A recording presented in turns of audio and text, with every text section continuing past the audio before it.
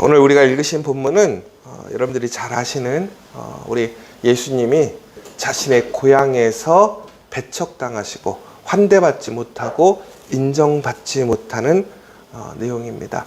우리 이 본문을 통해서 우리가 대부분 그런 얘기 하잖아요. 우리가 대부분 자신의 출생지 혹은 자신이 어릴 때부터 살아왔던 곳에서는 인정받기가 어렵다. 왜 그러냐면 우리가 그 사람에 대한 지식이 많은 거예요.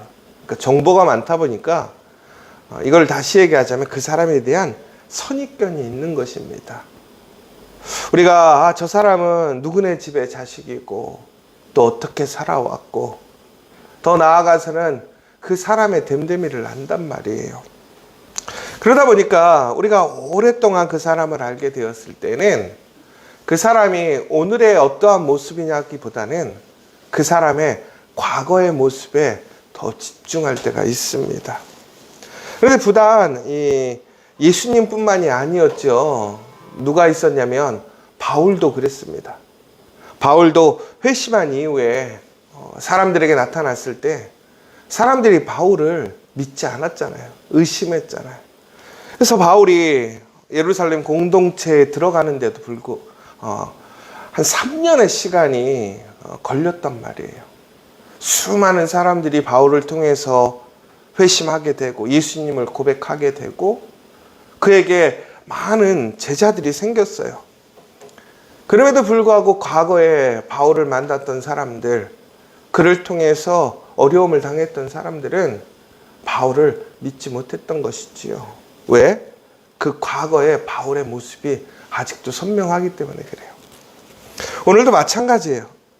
예수님이 지금 놀라운 하나님의 나라를 선포하시고 능력을 행하시고 이제 그 공생애의 사역을 시작하셔서 예수님의 활동이 시작되었는데 아직도 많은 사람들은 예수님에 대해서 의문점이 생기는 거예요. 내가 알기로는 누구네 집 아들이고 또한 같이 살아왔던 그 사람인데 알기로는 분명히 많은 것을 배우지 않았고 또 그가 특별한 한 일이 없는데 어떻게 저러한 일들을 행하는 것일까? 사람들은 이해가 안 되는 거죠.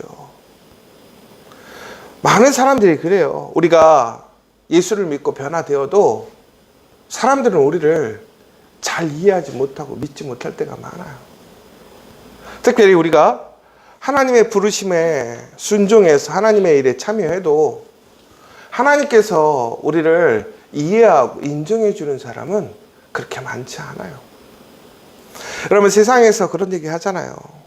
자신을 이해하고 인정해 주는 사람이 많겠어요? 아니면 이해하지 못하고 인정하지 않는 사람이 더 많겠어요? 결론적으로 보면요. 세상은요. 우리를 이해해 주거나 나를 인정해 주는 사람 별로 없더라는 거예요. 오히려 나를 인정해 주고 나를 이해해 주고 나를 지지해 주는 사람을 만나면 속된 얘기로 세상적으로 얘기하면 행운인 거예요. 복 받은 거예요. 그러나 우리는 오히려 그러한 것 때문에 상처받지 않습니까?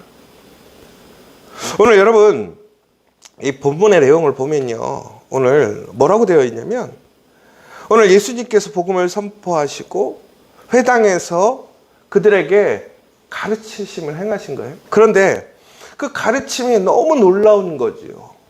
그들이 지금까지 듣지 못했던 또한 그들이 알고 있던 그러한 율법의 내용들이 너무나 그들의 심령을 울리는 거예요. 우리가 흔히 그러잖아요. 그러면 은혜 받았다고 그러잖아요. 그런데 은혜 받았는데 그 은혜가 자신들의 어떤 과거의 생각 혹은 오늘의 그들의 생각에 의해서 그 은혜가 제한되고 있어요. 저는 이걸 보면서 여러분 모든 사람들이 다 은혜 받는다고 은혜에 있는 삶을 사는 게 아니더라고요. 여러분 중요한 거는 은혜 받는 게 중요한 게 아니에요. 우리가 설교를 말씀을 듣거나 우리가 예배에 참여할 때 그러잖아요. 은혜 받았습니다. 그러잖아요. 여러분 당연히 은혜 받는 게 너무나 큰 축복이죠. 근데 은혜 받고 끝나버리면 아무 의미가 없더라는 거예요. 오늘 그렇잖아요. 오늘 본문의 내용에 보면 예수님께서 그 회당에서 사람들에게 하나님의 말씀을 가르치셨는데 그들이 우리의 이야기로 좀 은혜 받은 거예요. 그런데 오늘 그들에게 그 은혜 다음에 오는 질문이 뭐예요? 그가 누구냐라는 거예요. 그는 과거에 요셉의 아들이고 그 어머니도 알고 더 나아가서는 그가 목수의 아들이 아니냐. 그 형제들은 야고보, 요셉, 시몬, 유다 아니냐. 여러분, 은혜 받았는데 결국에는 은혜의 삶을 살지 못하고 오히려 은혜를 질문으로, 오히려 은혜의 더 큰 그 은혜가 하나님의 놀라운 역사와 능력의 그 길의 시작인데 들어가지 못하고 거기서 멈춰버리는 거예요. 여러분, 요즘 많은 사람들이 은혜를 찾아다닙니다. 은혜 받기를 원해요. 여러분, 그런데 거기에서만 끝나면 되지 않는다라는 거예요. 그런데 오늘 이 사람들이 왜 그랬을까를 좀 생각해 봤으면 좋겠어요.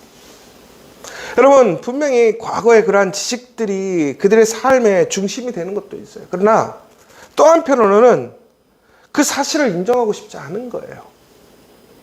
예수님이 저렇게 되었다라는 사실이 인정되어지지 않는 거예요.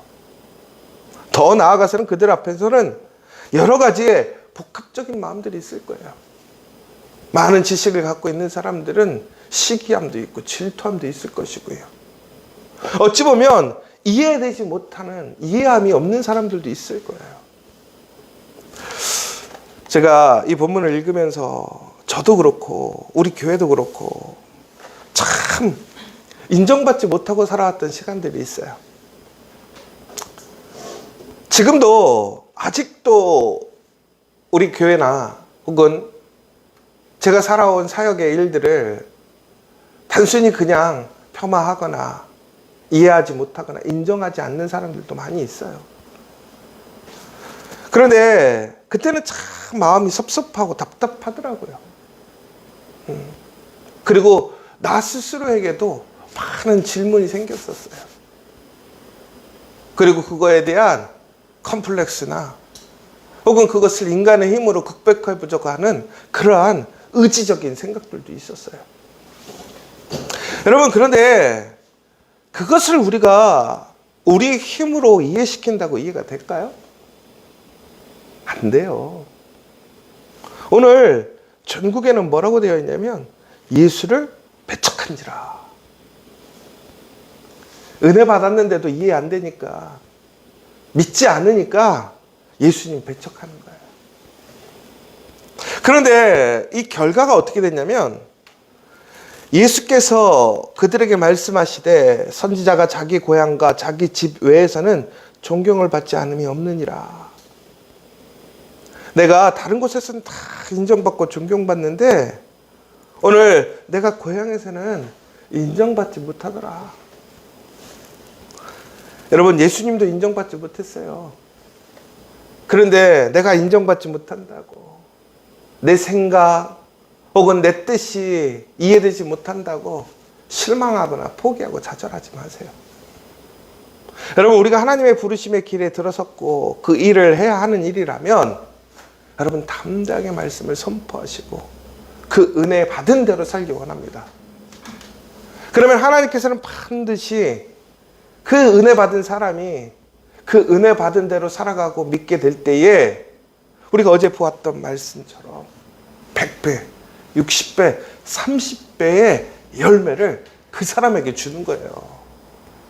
여러분, 우리 믿음의 성도들이 그런 은혜 안에 진정한 믿음으로 나아가서 예수님께서 우리와 함께 하심을 통한 그 열매를 맺는 우리 믿음의 성도들 되시길 간절히 소망합니다.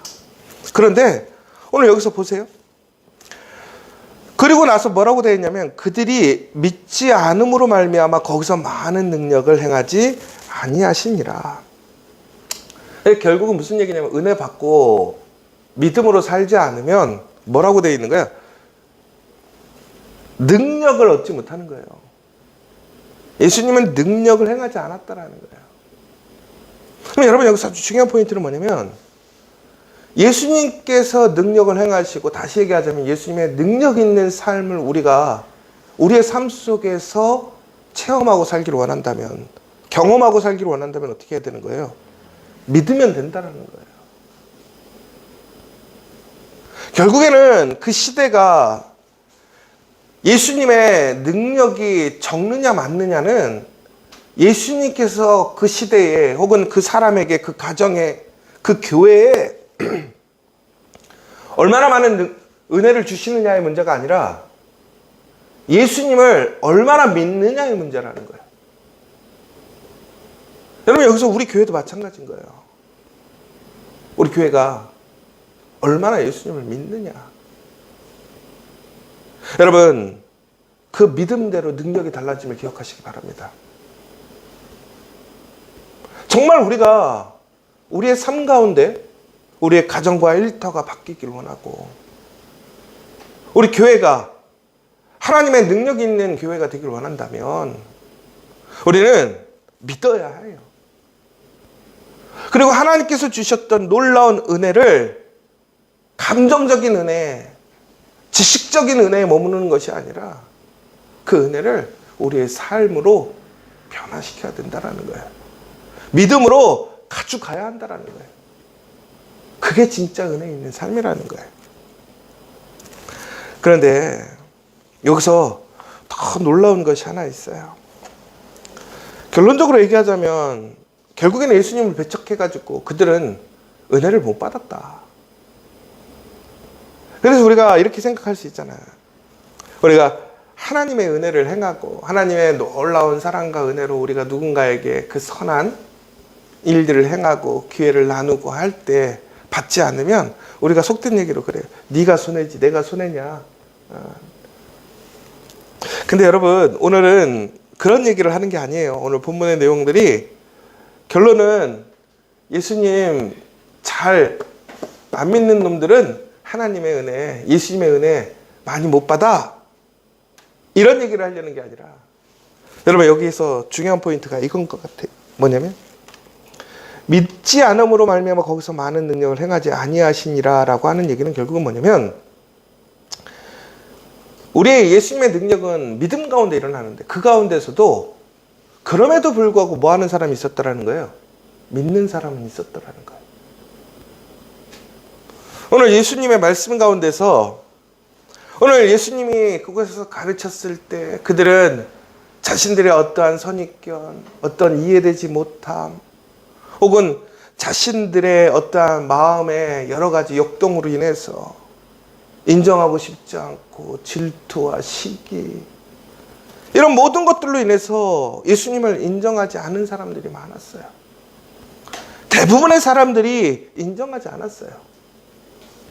더 나아가서 어떤 사람들은 예수님이 귀신 들렸다라고 얘기를 합니다. 그러자 무엇이라고 얘기를 하냐면, 예수님의 실체가 있음에도 불구하고 그들은 자신들이 믿고 싶은 것, 자신들의 생각들을 주장하고자 그 사실보다는 겉도는 얘기, 잘못된 얘기들을 믿고 예수님을 비방하고 예수님을 어떻게 하는 거예요? 인정하지 않는 거예요. 누구 손해예요? 믿지 않는 사람, 거짓을 붙드는 사람이 손해인 거죠. 그런데 놀랍게도 그 가운데 믿는 소수의 사람이 있었어요. 어제로 얘기하자면, 여러분 우리 마음밭에는 좋은 밭도 있고 갤가도 있고 돌밭도 있고 가시밭도 있다고 그랬잖아요. 그런데 그 가운데 좋은 밭에 뿌려지는 것은 뭐라고 되어 있어요? 100배, 60배, 30배. 마찬가지로 그렇게 대부분의 사람들이 은혜 받았음에도 불구하고 은혜의 삶으로 나아가지 못하고 능력의 삶으로 나아가지 못하는데, 그런데 그 소수의 사람들이 그 중에서도 믿는 사람이 있었더라는 거예요. 그럼 이건 무슨 얘기예요? 오히려 여러분 이것을 부정적인 관점으로 볼 것이 아니라 우리가 본문을 보면 무슨 얘기입니까? 어떤 상황, 어떤 이야기, 어떠한 현실 속에서도 예수님을 믿는 사람들, 사람들은 믿지 않고 인정하지 않고 그 은혜의 기회를 붙들지 않아도 그럼에도 불구하고 예수님을 믿고 인정하고 예수님이 주셨던 그 놀라운 사랑의 손길을 붙들었던 그 사람들은 어떻게 되었다라는 거예요? 놀라운 능력을 얻었다라는 거예요. 여러분, 시대가 악하다고 그래요. 그런데 시대를 탓할 게 아니에요. 우리의 믿음이 있느냐라는 거예요. 우리의 믿음이. 나는 그 은혜의 믿음에 참여하는 사람이냐라는 거예요. 그런데 예수님께 등을 돌렸던 다수의 선택이 있었고 예수님께 나와왔던 소수의 선택이 있었어요. 여러분, 이것은 민주주의가 아니에요. 다수결이 아니라고요. 정말 옳은 것이 뭐냐? 분별할 수 있는 깨어있음이 있어야 돼요. 여러분, 소수의 선택, 오히려 그 소수의 선택은 그 선택을 따라감으로 인해서 오히려 그 사회에서 불이익을 당할 수도 있었어요.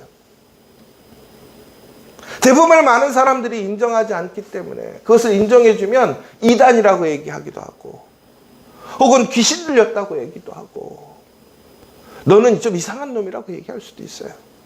그 사회에서 배제될 수도 있단 말이에요. 그런데 그럼에도 불구하고 그 소수의 사람들은 어떻겠습니까? 흔들리지 않고 예수님에 나아가서 예수님의 말씀을 붙들고 믿었더라는 거예요. 그랬더니 어떻게 됐다라는 거예요? 오늘 보니까 그 가운데 능력을 행하지 아니하시는 것이 아니라 소수의 사람에게는 능력이 행하여졌다라고 읽어야 되는 거예요. 여러분, 우리는 어떠한 순간에도 어떠한 환경에 처했을지라도 우리는 예수님을 믿고 따라가야 합니다. 여러분, 세상 사람들의 인정이 중요한 것이 아니에요. 세상 사람들이 이해해 주는 것이 중요한 게 아니에요. 이것이 바로 예언자적 사명이에요. 여러분, 저는 이것이 우리 지저스 처치의 사명이고 우리 성도들의 사명이라고 생각되어져요. 제가 요즘 논문을 좀 쓰는 게 있어서 우리 교회에 대한 논문인데요. 이것저것을 쓰다가 보니까 우리 교회의 가장 핵심적인 특징들을 좀 정리를 하면서 우리 교회에는 여러 가지의 어떤 리더십의 형태들이 있지만 특별히 우리 교회는 소명의 리더십과 또 우리는 섬김의 리더십이 있고 또 상황화 리더십이 있고 예언자적 리더십이 있다라는 결론을 내고 있거든요. 그런데 이것이 그런 것 같아요. 여러분, 우리 교회가 처음에 시작되어서 이러한 모양에서 지금까지 오게 되었을 때 하나님께서는 각 사람마다 하나님의 달란트를 주셔요. 은사를 주신단 말이에요. 그런데 그 은사라는 것이 사람마다 다 다르거든요. 근데 거기서 어떤 문제가 생기냐면 사람들이 인정하고 다수의 사람들이 이해되어지는 소명은 그 소명을 감당해 나가기에는 상당히 좋아요. 그런데 그 소명이 이해되지 않으면 오늘 예수님처럼 그 사명이 인정받지 않으면 어렵고 힘들거든요. 그런데 그것을 지켜가는 게 뭐냐면 예언자적인 리더십이라는 거예요. 예언자적인 리더십이라는 것은 결국은 뭐냐? 선지자나 예언자들이 하나님의 말씀을 선포했을 때 그 말씀을 따라 살아가게 될 때에는 그들은 어떤 세상적인 이해나 유행이나 인정에 따라가지 않고 오직 하나님의 말씀에 따라서 그들은 말씀을 선포하고 그 길을 걸어갔다는 거예요. 그런데 그것이 어떤 때는 이스라엘 사람들에게 너무나 축복의 말씀, 은혜의 말씀, 정말로 감동의 말씀처럼 그들을 기쁘게 해주는 말씀이기도 하지만 오히려 이스라엘 사람들의 생각과는 전혀 다른 예레미야처럼 성문을 열어야 한다라는, 바빌론에게 우리는 포로가 돼야 한다라는 그런 얘기를 해줘봐요. 어떻게 인정받겠어요? 그런데 중요한 것은 그 선지자와 예언자는 누구를 따라 살아가는 거냐면 하나님을 따라 살아가는 거거든요. 결국은 우리가 그런 예언자적인 리더십을 가지고 살아가야 되는데, 우리 교회 조사를 다 해봤거든요. 인터뷰도 해보고 우리 권사님도 해보고 다 해봤어요. 그런데 놀랍게도 우리 교회 안에 여러 가지의 리더십의 형태들이 나오는데, 소명의 리더십도 있고 섬김의 리더십도 있고 있는데, 가장 적은 게 뭔지 아세요? 예언자의 리더십이에요. 우리 교회 안에 사람들이 여러 가지의 우리 교회 안에 특징들, 해야 하는 사명들, 이런 부분에 있어서는 인식하고 누군가를 섬기고, 또 그런 상황 속에서 우리가 세상에 접촉점을 만들, 이런 부분들은 다 이해하고 그것을 해야 한다고 생각하는데, 예언자적인 그 사명에 대해서는 이야기하는 사람이 10%밖에 안 됐어요. 그런데 왜 제가 우리 교회의 특징을 예언자적인 리더십을 갖고 있는 우리 교회가 돼야 된다라고 얘기했는지 아세요? 바로 이거예요. 우리가 흔들림 없이 하나님이 부르신 사명을 끝까지 충성스럽게 완수해 가는 거예요. 이게 예언자적 리더십이에요. 어제 말씀으로 하자면, 여러분, 씨를 뿌릴 때 4분의 3은 없어진단 말이에요. 그런데 고작 씨가 제대로 심기어지는 건 4분의 1밖에 안 되는데도 불구하고 씨를 뿌리는 거예요. 오늘 주변의 사람들은 다 인정하지 않아요. 그들은 예수님을 배척했지만 그럼에도 불구하고 예수님을 어떻게 하는 거예요? 인정하고 붙들고 나아가는 것이 예언자적인 리더십이라는 거예요. 그런데 그 사람에게 뭐가 임했다라는 거예요? 능력이 임하게 되었다. 여러분, 오늘 이 시간 우리의 주변의 상황이나 인정이 아니라 정말 예수님의 말씀 안에서 그 은혜를 통해서 예수님께 담대히 나아가는 우리 믿음의 성도들 되시길 간절히 소망합니다. 이 사순절, 여러분, 그러기 위한 나의 십자가가 뭐냐? 우리 가정과 일터, 우리 교회, 또한 이 나라를 위한 우리의 십자가는 뭐냐? 오늘 이 시간 그 십자가를 고백하고 더 나아가서는 은혜, 그냥 은혜 받는 것에 머무는 것이 아니라 그 은혜가 예수님의 능력으로, 그 능력 있는 삶으로까지 이어질 수 있는 복된 우리 성도들 되시기를 간절히 소망합니다. 이 시간 우리 함께 기도했으면 좋겠습니다. 우리가 요즘 그런 얘기 해요. 야, 요즘 그런 사람 없다. 그런 사람 보기 쉽지 않다. 요즘 그런 교회 없다. 그리고 우리 교회가 그런 교회 됐으면 좋겠어요. 그런 사람이 우리 성도들이 됐으면 좋겠어요. 정말로 예수님밖에 모르고 예수님의 말씀만을 붙들려고 하고, 주변의 인정이나 상황, 어떤 나의 선입견이 아니라 철저하게 말씀 안에서 그 말씀의 능력을 사모하고 성령의 이끄심을 통해서 진정으로 그리스도의 은혜 안에 그 구원으로 나갈 수 있는 우리 믿음의 성도들 될 수 있도록 함께 기도해 주시고, 특별히 우리 4월 20일 부활절, 그 은혜 안에 우리의 가족들, 이웃들을 데려와야 되지 않겠습니까? 씨를 뿌려야 되지 않겠습니까?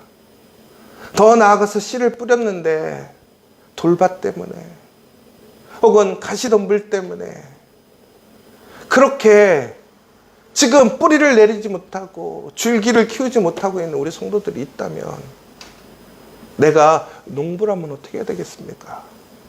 그건 포기해 버려야 될까요? 4분의 1에 씨 뿌려져 있는 종밭에 있는 것들만 내비둬야 될까요? 여러분, 우리 이 시간 정말로 그 한 영혼 한 영혼 붙들고 다시 한번 우리 하나님 앞에 기도함으로 예수님께 나아가서 예수님을 믿는 그 소수의 사람들에게 놀라운 은혜가 임했던 것처럼, 우리가 정말로 예수님께 나와서 예수님 믿으면 은혜 받는다라는 믿음을 가지고 우리가 우리의 가족들, 이웃들, 또한 지금 그 믿음이 흔들리고 혹은 우리의 그러한 연약함으로 인해서 잃어버렸던 그런 성도들이 있다면 그 한 사람 한 사람들을 다시 붙들어서 그 귀한 은혜 안에 능력 있는 삶이 되어질 수 있도록 우리 힘쓰고 기도하는 이 시간 되었으면 좋겠고, 특별히 우리 자녀들 또한 우리의 가정과 일터, 우리 지저처치가 정말 하나님 앞에 존귀하게 사용되어지고 그것을 증거할 수 있는 우리가 될 수 있도록 기도해 주시면 좋겠고, 마지막으로 우리 영간에 지금 너무나 육체적으로 아프고 힘들고 경제적으로 어렵고 또 심리적으로 또 상황적으로 외롭고 힘든 우리 지체들이 있습니다. 오늘 생각나시는 사람들이 있다면 기도해 주시고 연락해 주시고 그 사람들의 손을 붙잡고 함께 걸어갈 수 있는 우리 지저처치가 되었으면 좋겠습니다. 우리 다 함께 주기도문으로 마치고 기도하도록 하겠습니다. 하늘에 계신 우리 아버지, 아버지의 이름을 거룩하게 하시며 아버지의 나라가 오게 하시며 아버지의 뜻이 하늘에서와 같이 땅에서도 이루어지게 하소서. 오늘 우리에게 일용할 양식을 주시고 우리가 우리에게 잘못한 사람을 용서하여 준 것 같이 우리 죄를 용서하여 주시고 우리를 시험에 빠지지 않게 하시고 악에서 구하소서. 나라와 권능과 영광이 영원히 아버지의 것입니다. 아멘.